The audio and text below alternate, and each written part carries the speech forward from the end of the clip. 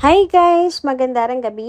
Welcome back po dito sa Gandara Asayo Channel for Showbiz Update. Nandito na naman nga po akong muli nagbabalik. Nagmamaganda din ako dyan sa Masang Kimpaw. Wala na nga pong iba ang lokaret na si Gandara Asayo upang maghatid po sa inyo ng latest update and fresh happenings patungkol kina Kim Chiu and Paolo Avellino.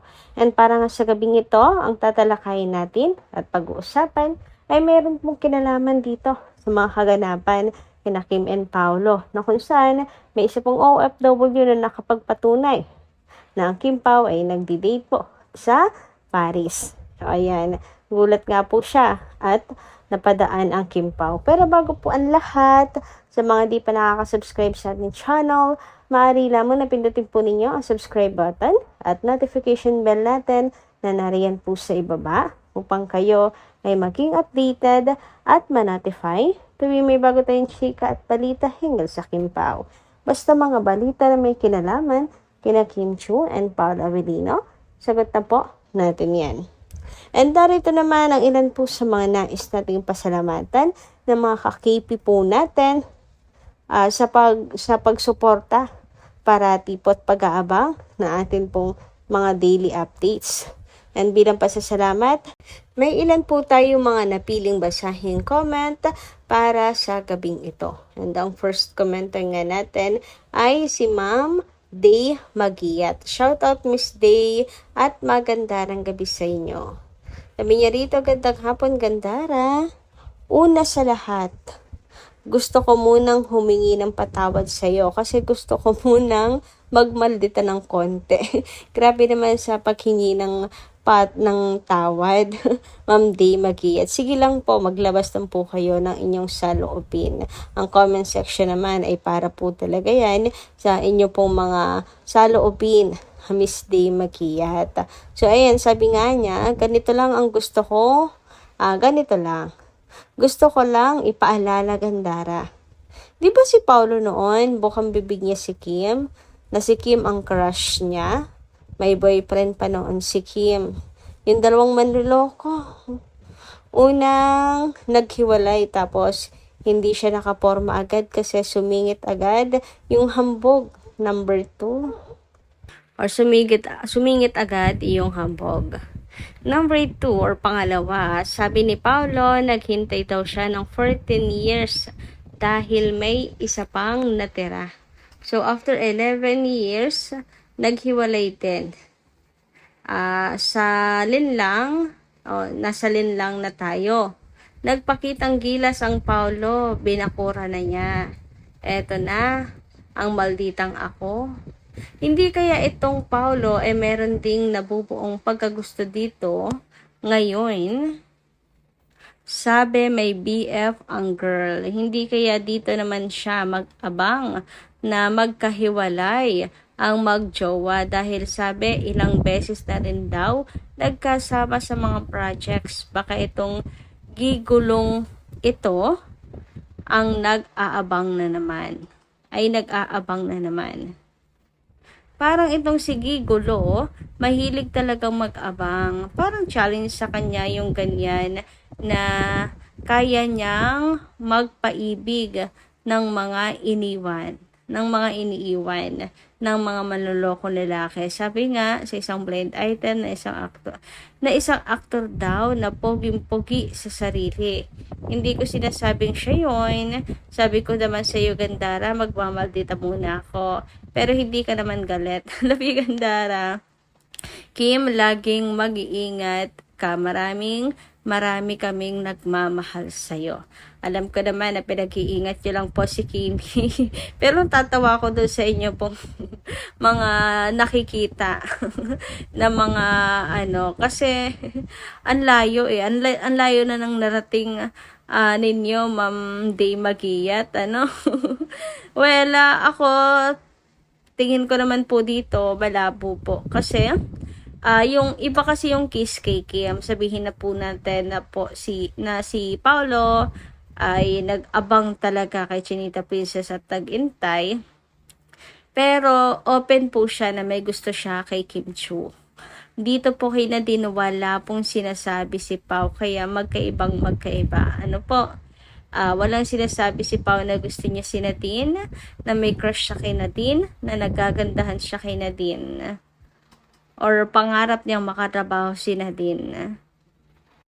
Kaya naman madam, nasabi ko na malayong malayo po talaga kay Kim Chu or sa Kim Pao, sa story ng Kim Pao. And kung nag-aabang man siya, good luck. Good luck na lang. Dahil sa edad po niyang yan, hindi na dapat po nagpapaka-childish. Dapat ay may kinatandaan na. Anyway, dumako naman po tayo ngayon dito sa comment ni Miss Lat and Home Hunter. Sabi niya, Kim Pao lang tayo. Kahit gusto ni Paolo ulit na payag siyang i-partner sa iba, wala tayong pakialam. Basta walang suporta na manggagaling sa Kim Pao fans. Kasi hindi loyal si Paolo kay Kimi. Buti nga silang dalawa ni Nadine. May picture silang dalawa na nakayakap pa siya kay Nadine. Baka naagaw niya na rin si Nadine sa boyfriend niya. Hindi kaya hiwalay na ang Kim Pao? Kaya walang paramdam si Kimi? Kasi ganun siya noon kay Sian Matagal na silang hiwalay pero tahimik lang siya. Ayan, nag-alala kami na baka wala na nga sila ni Paolo. Kasi walang paramdam Bakit ayaw na ba nila sa atin? Hindi ba tayo nila kailangan? Mga solid Kim Pao tayo. Pero parang binabaliwala lang nila tayo. Kahit pick man lang na magkasama silang dalawa, wala man lang. Walang manonood sa tambalang Paolo at Nadine yan. Kasi silang dalawa ang sumisira sa mga fan ng Kim Pao. At si Paolo pa naman lahat ng maging kapartner niya, naging GF niya. Ayaw niya lang umamin or aminin. Nakakalungkot lang pag nangyari kasi parang hindi tayo mahalaga sa kanila pala. Pero support Kim Pao only. Ayan, grabe kayo magtampo madam ha. May project lang si Paolo with Nadine and hindi lang nagpaparamdam si Kim. Ang layo na agad ang nararating po na atin pong mga utak. Siguro dala na rin ng boredom. Nasanay rin kasi tayo ng magkasama sila Kim and Paolo. And ngayon, bored na bored ang Kim Paolandia. Ganito pa yung balita sa The Alibay.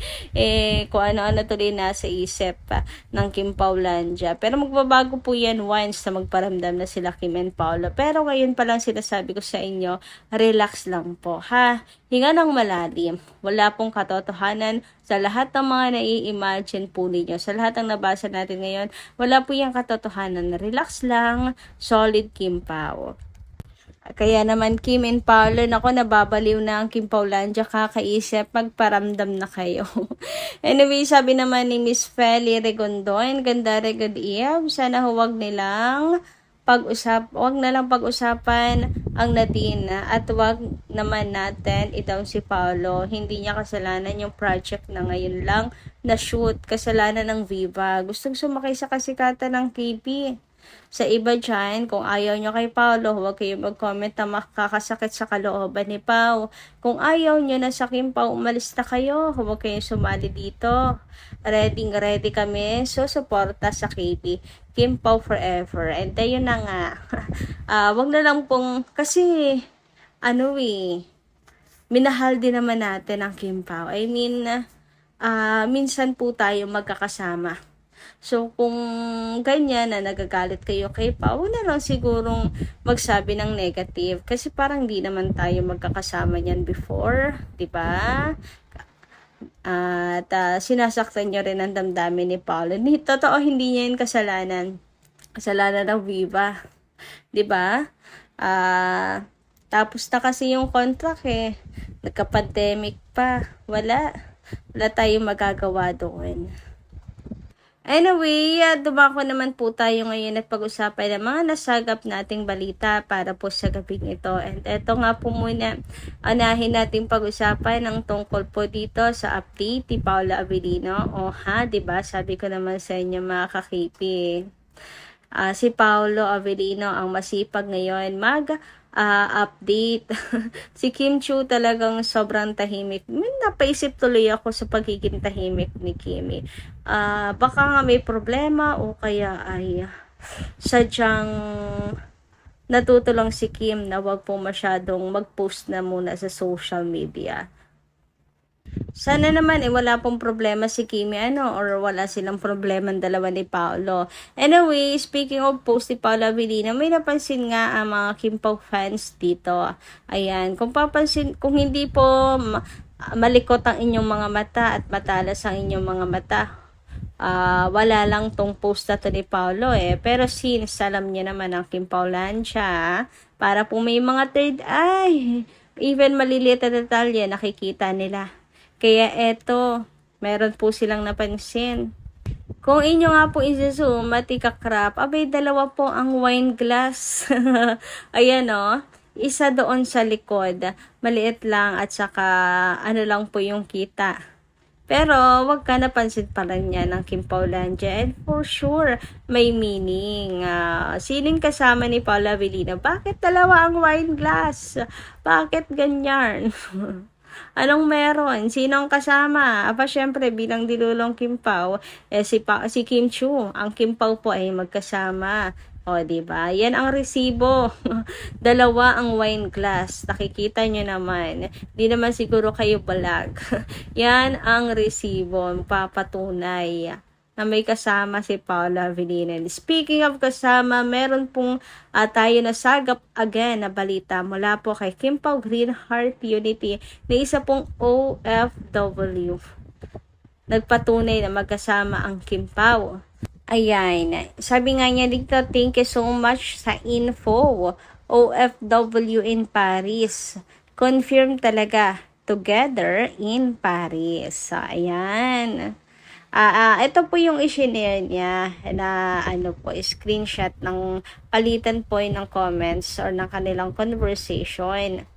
And based nga po dito kay OFW, magkasama talaga ang Kim Pao. Nakita po niya na magkasama ang Kim Pao. At talagang kino-confirm pa ni Kim Pao Green Heart Unity kung totoo and kung maaari, 'di ba? Kung may picture. Sabi niya, wala po ba kayong picture ni Pao? Ang sagot, wala po. Maaga sila ni Kim tumaan. Nasa work pa kasi ako noon. Thank you, sabi ni Kim Pao Green Heart.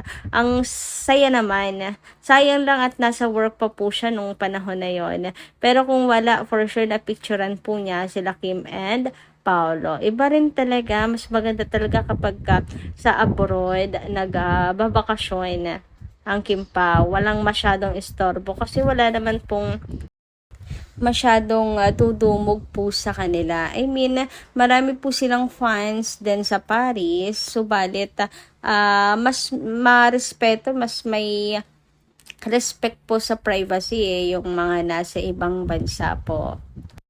Kaya talagang mas ma-enjoy mo mga ka-KP ang magbakasyon sa walang gasino pong tao na kukuyog po sa iyo. Kaya yung ibang mga artista rin mahilig pong mag-travel kasi mas nakakahanap po sila ng peace of mind doon, ganyan. And ngayon, ganyan din ang Kim Pao. And maganda po yun. Kasi nga, dapat deserve ng Kim Pao makapagbakasyon po ngayon. So, kayo guys, anong inyong say tungkol dito? Sayang, no? Muntik na mapicturean sana na isang OFW. Pero thank you so much sa pag-share ng kwentong ito. At least, 'di ba, napapanatag ang mga fans na magkasama talaga ang Kim Pao ngayon sa Paris. Ayan. Extended kaya ang bakasyon ng Kim Pao, palagay po ninyo. Pero pabalik na rin daw po si Kimi April 4. So, yun lang po muna ang ating update. Maraming salamat po sa inyong pakikinig. And kita-kits po muli sa mga susunod natin chika. Maraming salamat at ingat po kayo palagi.